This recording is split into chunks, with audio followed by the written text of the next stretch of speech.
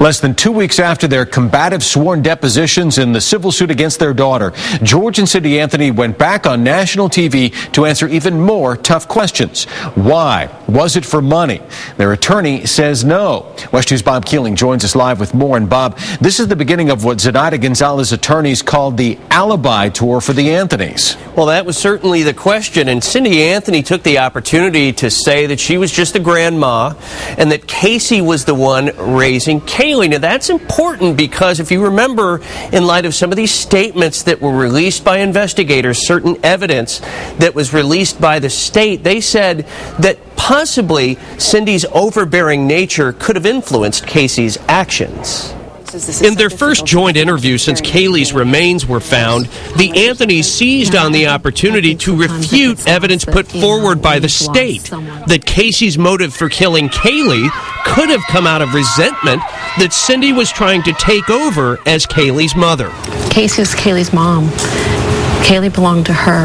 I'm just the grandmother. Just because she lived with me doesn't mean that, Casey wasn't in charge of Kaylee.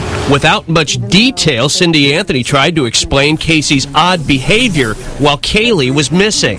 She was afraid. That's the answer. She was afraid. What was she afraid of?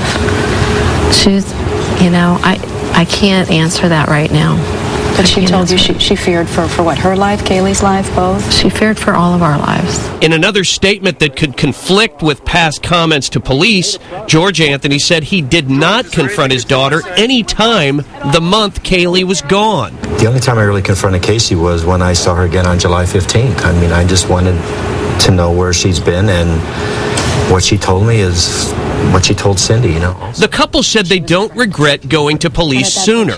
And when asked whether they think Casey could have killed Kaylee, we stand behind her. We know what kind of mother she was.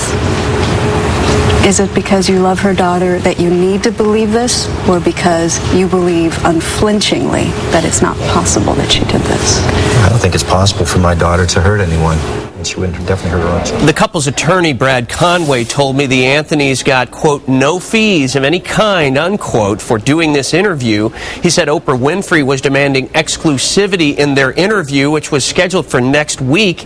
And when that wasn't going to happen, Conway says the two sides parted ways and her interview was canceled. Jim? Bob Keeling reporting live for us.